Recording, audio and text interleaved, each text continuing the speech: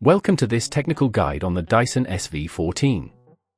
We are Kelatos Informatica, specialists in technical repair.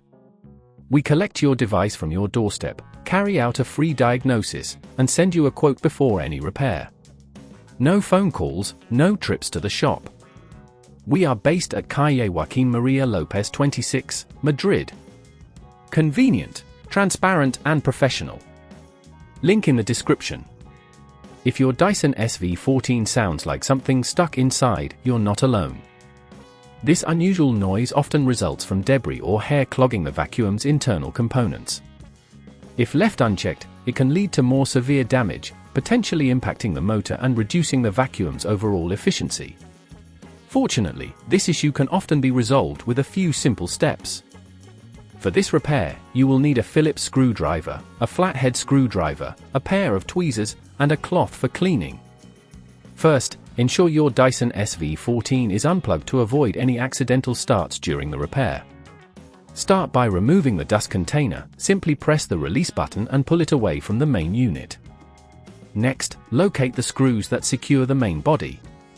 Using your Phillips screwdriver, carefully unscrew them. Remember to keep these screws in a safe place. Once the screws are removed, gently pry open the casing using your flathead screwdriver. Be cautious not to damage any clips or connectors. Inside, you should see the motor and the fan assembly. Check for any visible blockages, particularly around the fan blades. If you notice hair or debris, use your tweezers to carefully remove it. This is a crucial step. If you miss any obstructions, the noise may return. If at this point you feel it's getting too tricky, remember that at Kelatos we collect your device from your door and return it fully repaired. After clearing the blockage, inspect the fan for any signs of damage. If it's bent or cracked, it may need replacing. To extract the fan, locate the securing screws and remove them. Once the fan is free, you can replace it with a new one. Tighten the screws securely but avoid over-tightening, as this can lead to further issues.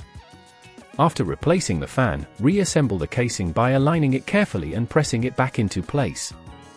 Reinsert the screws you removed earlier, ensuring everything is tightly secured. Finally, reconnect the dust container and plug the vacuum back in to test it. Turn it on and listen for the noise. If all is well, you should hear the familiar hum of a properly functioning vacuum. To prevent this issue from recurring, regularly check and clean your Dyson SV14, especially the filters and brush bars. Keeping these components free of debris will help maintain optimal performance and extend the life of your device. If you'd rather not risk damaging your device, at Kelatos we collect, repair and deliver back to your door anywhere in the UK.